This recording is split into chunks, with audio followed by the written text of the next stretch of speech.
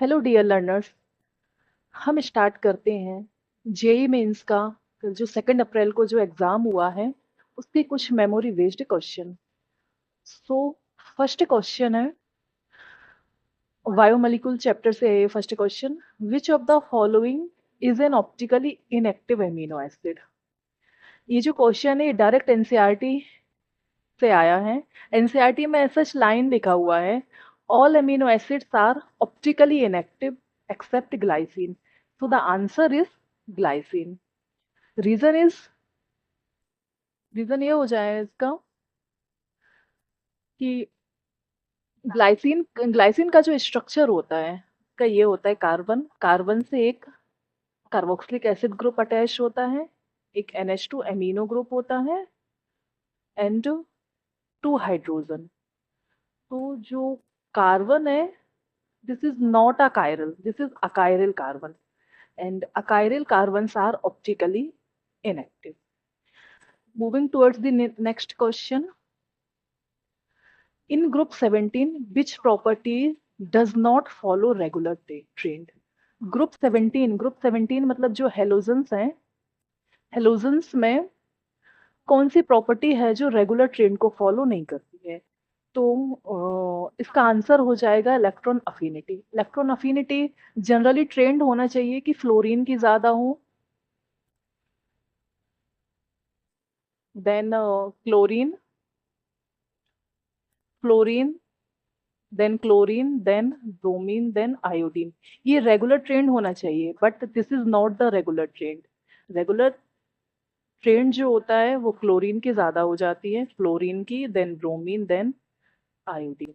तो the answer will be electron affinity. Third question, out of the following species which one is anti aromatic. Anti aromatic compound कौन सा होगा ये पूछा है। तो एंटी एरोमेटिक कंपाउंड होने के लिए कुछ कंडीशंस होती हैं। तो the condition is, anti aromatic compound, first condition है molecule will be cyclic, planar.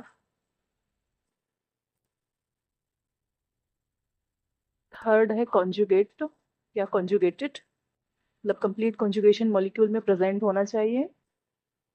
And fourth property है molecule will follow 4n pi electron rule.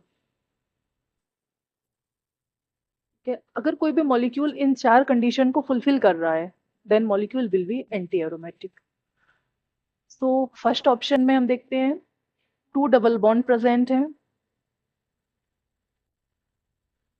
2 double bond present है और एक नेगेटिव चार्ज है। तो इलेक्ट्रॉन जो आ जाएंगे वो 6 पाई इलेक्ट्रॉन हो जाएंगे। सेकंड सेकंड में देखेंगे कि 2 डबल बॉन्ड प्रेजेंट है और एक पॉजिटिव चार्ज है, मतलब 4 पाई इलेक्ट्रॉन। थर्ड, एक डबल बॉन्ड प्रेजेंट है और एक पॉजिटिव चार्ज है, तो यहाँ पे हो जाएगा 2 पाई इलेक्ट्रॉन। फोर्थ फोर्थ में क्या है, ये कंपाउंड है जो एक साइक्लो ऑक्टाटेट्राइन है, मतलब साइक्लिक कंपाउंड है, 4 डबल बॉन्ड प्रेजेंट है और कंप्लीट कॉन्जुगेशन में है। तो साइक्लो ऑक्टाटेट्राइन, और ये जो मॉलिक्यूल होता है या कंपाउंड, ये एक टफ शेप में एग्जिस्ट करता है। टफ शेप में एग्जिस्ट करता है तो जो मॉलिक्यूल है वो प्लेनार नहीं होता है, मॉलिक्यूल हो जाता है नॉन प्लेनार। और मॉलिक्यूल जब नॉन प्लेनार हो जाएगा तो ये हो जाएगा नॉन एरोमेटिक। तो सेकंड ऑप्शन जो है वो हमारे चारों कंडीशन को फुलफिल कर रहा है। मॉलिक्यूल साइक्लिक भी है, प्लेनार भी है, कंप्लीट कॉन्जुगेशन भी इसमें प्रेजेंट है और molecule 4n pi electron rule को भी फॉलो कर रहा है। तो the answer is option number B. Next question, in the complex, एक कॉम्प्लेक्स दिया है, साइनो कॉम्प्लेक्स दिया है। इफ M इज Mn, मतलब मैग्नीज, आयरन एंड कोबाल्ट, मतलब 3 मेटल्स इसमें गिवन है, मैग्नीज,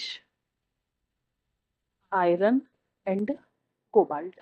और एक कॉम्प्लेक्स दिया है, जनरल कॉम्प्लेक्स दिया है, हमें मेटल्स को इसमें रख के देखना है कि क्या होगा। और क्वेश्चन में पूछा है calculate total number of electron in easy orbital.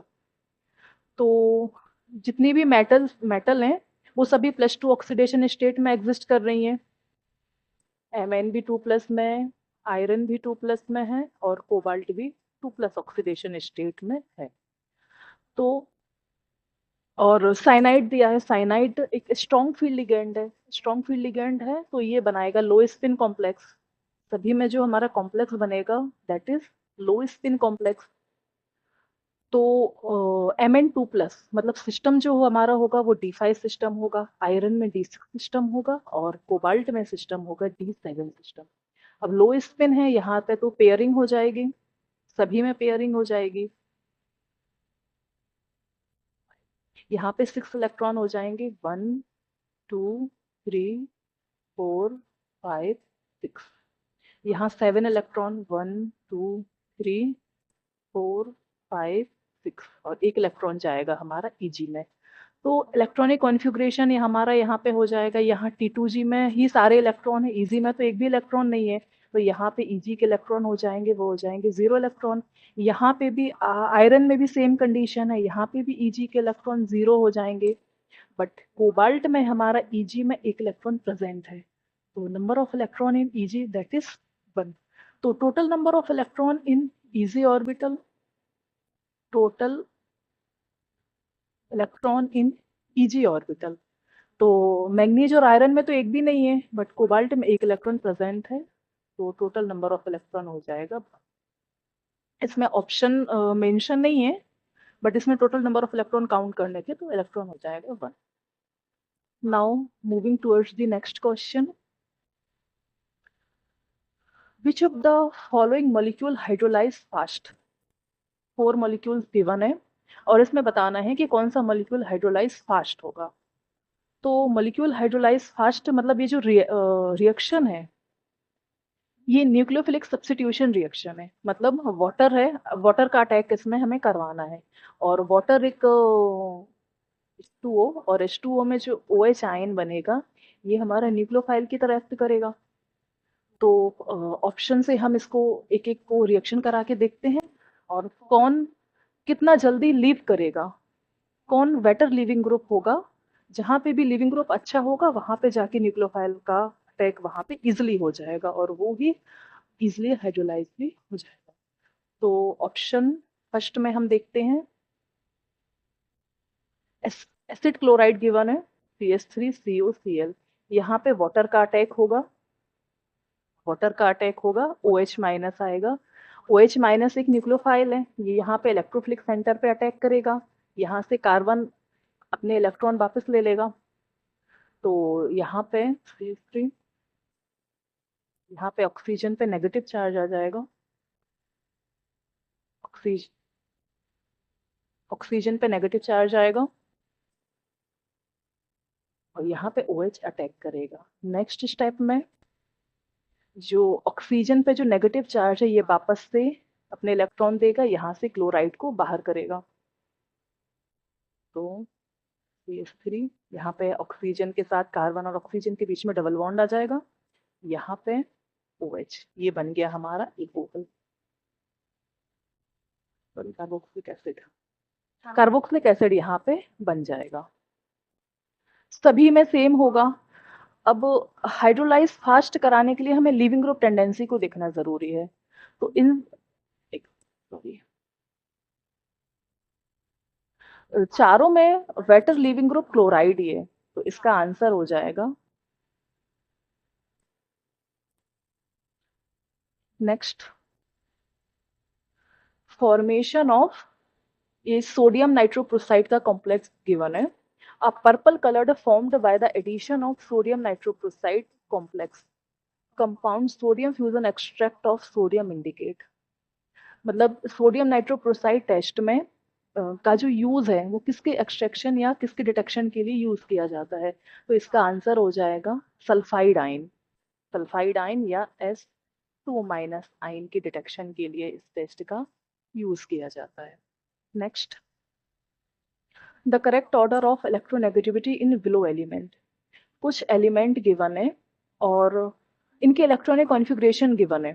तो इलेक्ट्रॉनिक कॉन्फ़िगरेशन के बेसिस पे हमें बताना है कि इलेक्ट्रोनेगेटिविटी ऑर्डर क्या होगा।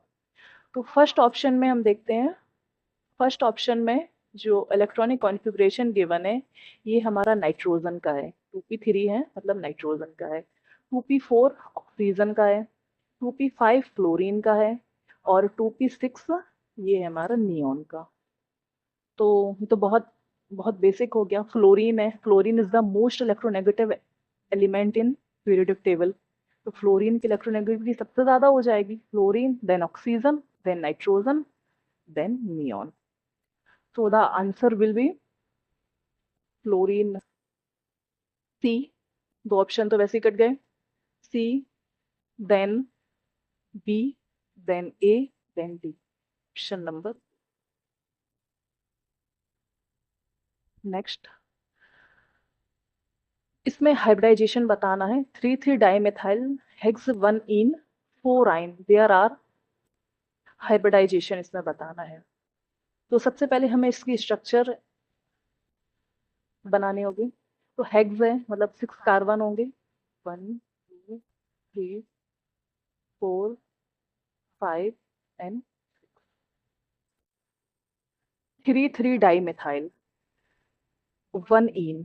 सबसे पहले यहाँ पे 1 इन, नंबरिंग कहीं से भी यहाँ से ही नंबरिंग अगर करते हैं 1 2 3 4 5 एंड 6। तो फर्स्ट नंबर के कार्बन पे एक डबल बॉन्ड है 1 इन, फोर्थ नंबर के कार्बन पे एक ट्रिपल बॉन्ड है 1 2 3 4, ये हो गया हमारा ट्रिपल बॉन्ड। और 3,3 डाई मिथाइल मतलब थर्ड नंबर के कार्बन पर 2 मिथाइल ग्रुप, ये कंप्लीट स्ट्रक्चर। अब हाइब्रिडाइजेशन के लिए अगर कार्बन कार्बन के बीच सिंगल बॉन्ड है तो हाइब्रिडाइजेशन होगा sp3, कार्बन कार्बन के बीच डबल बॉन्ड है then hybridisation will be sp2 and carbon carbon triple bond then hybridisation will be sp। तो यहाँ पे फोर्थ नंबर पे तो हमारा आ जाएगा sp4 आ जाएगा sp, second first number carbon पे आ जाएगा हमारा sp2।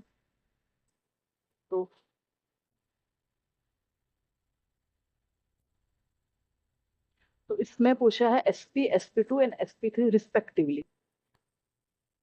रिस्पेक्टिवली ऑप्शन से अगर हम एलिमिनेट करें तो 4 नंबर के कार्बन पर sp आना चाहिए, तो एक ही ऑप्शन में गिवन है ऑप्शन